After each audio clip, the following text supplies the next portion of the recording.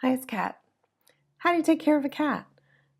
This is a question from somebody who is starting to get into house sitting, and she doesn't have a lot of experience with pets, so she had a lot of questions. So I'm going to answer them here. I've been house sitting for maybe 3, 4 years now, 3 years. And I also have, I'm a lifelong pet owner, and cat petting, dog walking is part of my life, has been for a very long time. So I will answer her questions. So, what are the essential things that you need to do to take care of a cat? You got to feed them, got to empty their litter box at least once a day. You got to make sure their water dish is full with fresh water. And if they have any meds, you have to administer their meds. Then you have to love them. You have to love them. You have to demonstrate some kind of affection for the cat. So that could be brushing their fur, combing through the fur. It could be like massaging their head or scratching their shoulders and back, letting them watch bird videos on YouTube. They love it. But you have to figure out what the cat's love language is. Some cats, their love language is, you let me sleep on the bed. Some cats' love language is, you give me catnip when I'm feeling grouchy. You just have to figure it out. You kind of slowly get to know the cat. You'll figure out what their love language is, and then you just give them that kind of love. What's a typical day in the life of a cat sitter? The cat will wake you up, meowing, possibly very loudly in the hallway, so it resonates throughout the house. Or they might get onto your pillow. They might swat your face. They'll wake you up somehow. And then you will feed the cat before you've had a chance to have coffee. As the cat is eating, you will make your coffee, tea, breakfast, whatever. If it's an indoor cat, the cat will then probably take a little bath off to the side while you're eating your breakfast. If it's an outdoor cat, they will immediately want to leave the house after eating their breakfast, and you may see them at dinner time. They may come back earlier. The indoor cat will maybe follow you around the room, or they might find a cozy spot to take a nap. Cats sleep a lot, so they sleep a lot. They sleep a lot. So, yeah. Make sure if it's an outdoor cat, once he comes in for dinner, don't let him out again. You have to make sure that the cat is inside the house when it's dark out. So just dinner time, and don't let them back out the house, because they may not come in until like 4 a.m. and midnight, wake you up again. And you're wondering where the cat is, and he's meowing at the door. It's to be let inside the house. So just after dinner, no more adventures. Because night is when cat fights happen, and you don't want to be a part of that. So bring him in the house. Hopefully, he should have his own little litter box in the house, even if he's an outdoor cat. At bedtime, the cats will probably follow you up the stairs or into the bedroom and gently insinuate themselves onto the bed. Just expect it. If you're not someone who likes to have a cat sitting on the bed, you're out of luck, baby, because they will come on the bed, because that's the most comfortable, warm spot. Just know that your toes will be warmer with the cat on the bed. It's just the way it is. And good luck, shutting the door on the cats. If you expect to sleep and shut the door on a cat, child, please. That cat's going to be scratching, putting his arm under the door, scratching, meowing, scratching. Just let him into the bedroom. Just let it go. Let it go. What kind of cat is best for your personality? I feel like cats are all kind of weird in their own way. So you're just going to have to feel the cat out. If you're a cuddly type person, then you want a cuddly type cat. If you are more standoffish, then that's the kind of cat you want. So an outdoor cat will likely be more independent and less cuddly than an indoor cat. Kittens, I guess they're more high maintenance in that they're high energy, and you have, they get lost in the house sometimes because they're so tiny, and then they're like behind the sofa or like under something.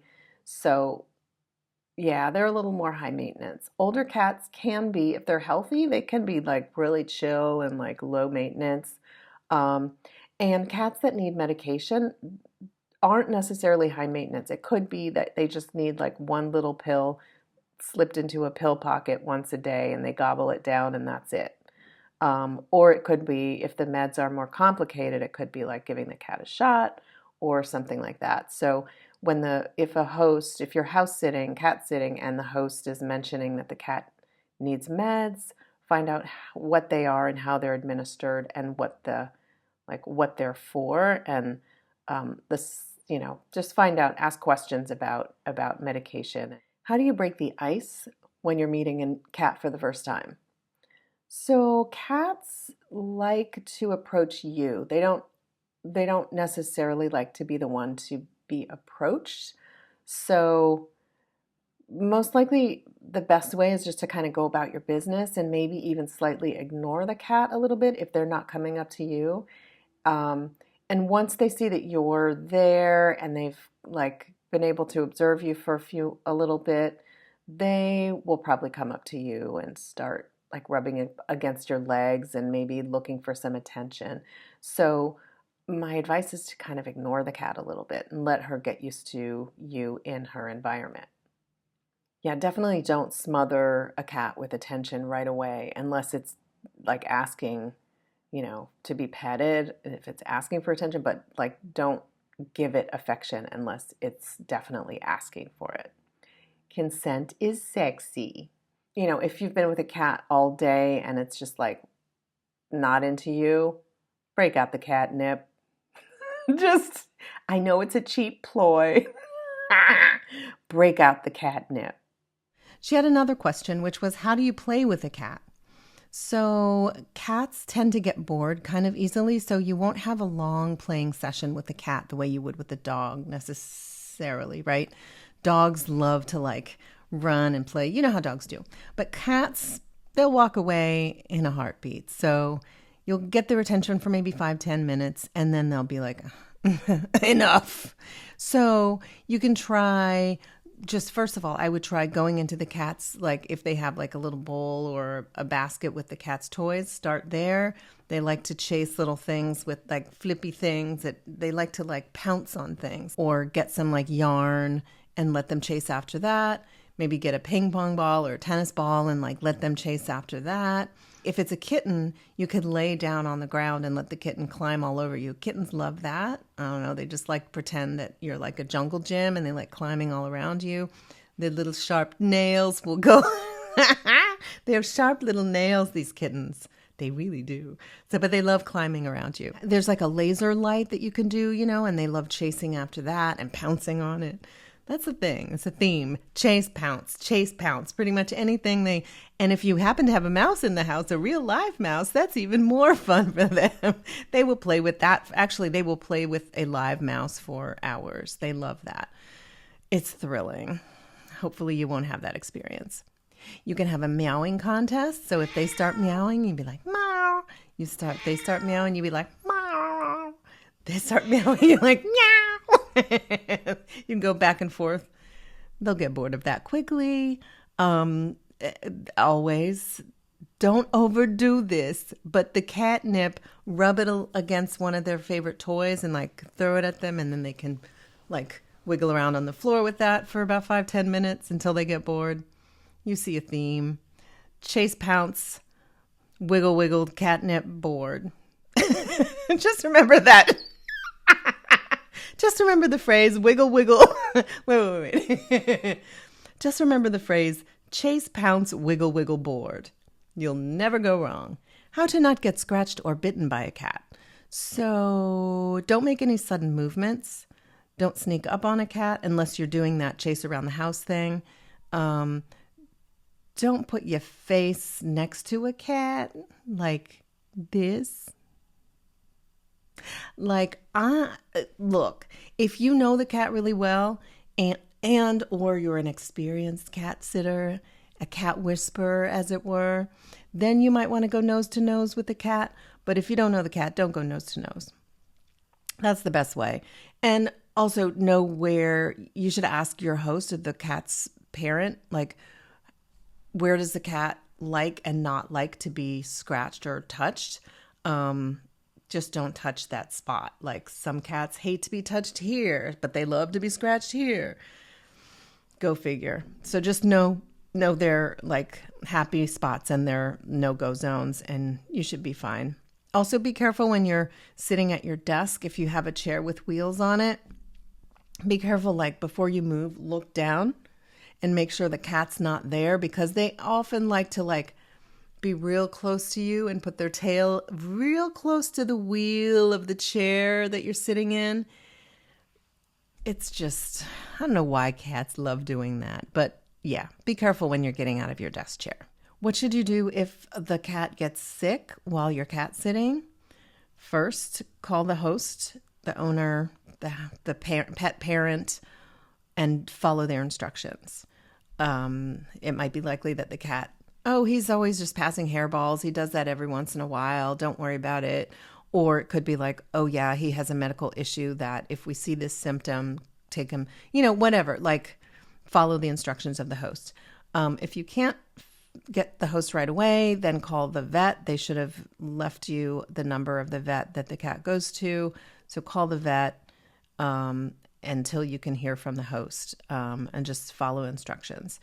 And third, if neither of those are reachable, then try, if you're on Trusted House Sitters and you're doing a Trusted House Sitters cat sit, contact them, and they have vets on call that you can talk to. So yes, host is always the first contact though. So they'll give you the instructions on what you should do next. And just remain calm. Don't panic. Just like if the cat is like amenable to it, just help soothe the cat and like just talk softly to her so that she knows that you're taking care of things. No panic, no panic. What are the pros and cons of cat sitting? Well, the cons are elephant in the room, that stinky litter box. Cat pee is just the grossest smell you ever want to experience. It's real gross, and cats know it. That's why they're so cute, so that you'll get to the litter box and deal with it while they lay back in the lap of luxury. Cats lay back while you're digging in that poop and pee and wee. It's so much fun. That's the biggest con. So doing that every day is a pain, but it is what it is. Cats leave fur all over your clothes. So if your clothes are the same color as the cat, you're good. But if you have a white cat and a black shirt, everybody's gonna know it. Cats love to catch wild birds, so boo on them. Boo! Cats all of a sudden will stop liking the flavor of cat food that they've been loving for weeks and months and possibly even years. Like I said, they get bored. They get bored. I'm bored. I don't want that taste. I don't like tuna anymore. I don't feel like eating tuna anymore. I don't want to eat that tuna anymore. Give me something tasty. Thank you. They don't speak a single word of English, and so you never know what they're thinking. They might be giving you the stink eye, or they might be sending you beams of love. It's really not always clear. Google Translate, get on it. If you leave your salmon burger on the counter, the cat might jump up there and eat it. So just cover your food. Whipped cream they might eat, butter they might eat. They'll definitely eat your tuna. They'll definitely eat your salmon. Like, cover that food. If you got to go answer the door, cover the food. Don't blame the cat. Also, just know cats can't eat onions and garlic. It's poison. I know that's dogs, but also cats too, I think. Don't do it. Cats should not eat people food anyway. They're straight up carnivores. They just can't go without meat. So that's all they eat, mostly meat, fish. They're not big on vegetables. They're like toddlers. Carnivorous toddlers. Now, the pros of cat sitting. Cats are really calm, chill people. I mean, not always, but, they nap a lot. They're chill. Once they get their needs met, they're pretty much all good. I mean, you might get a sassy cat every once in a while who does sassy things. Or you might have a kitten who constantly needs attention. But most cats, from 3 years and up, chill, cool cucumbers. It's nice. It's nice to have a calm person around. They keep the foot of your bed warm. If you're in a wintry spot or spot where it gets cool in the evenings, plop that cat on your feet and make some Z's. Yeah. Well, they keep your house mouse free, which is, phenomenal. Also, they might chase crickets. Beware if you're in the Yucatan and they are scorpions, don't let your cat chase a scorpion, please. They might chase a cricket or they might not. They might be bugs. You never know what a cat's going to chase after and what they're going to ignore. There was a lizard in the house that was hanging up on the screen outside the garden, and it would just it would sit there. I don't know why I'm moving, but it would sit there, and then it would sit there for hours in the sun. And then one day I had the garden door open and this lizard came skittering into the house. The cat just ignored it. I thought for sure it was going to try and eat it. No.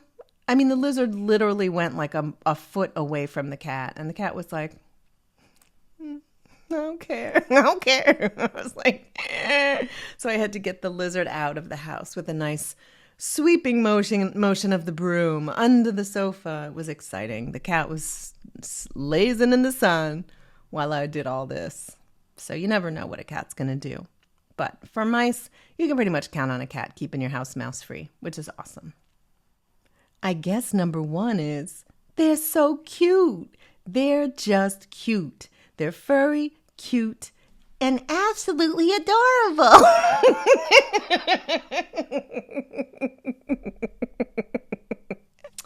So that's it. Now you know how to take care of a cat. Basically, just love them.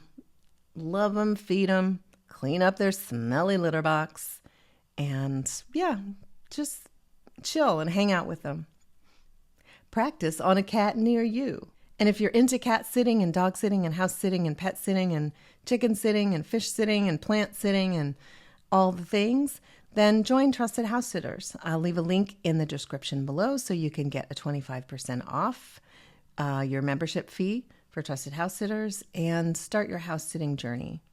I hope this was helpful. Remember to subscribe and like this video. And I will see you next time, my friends.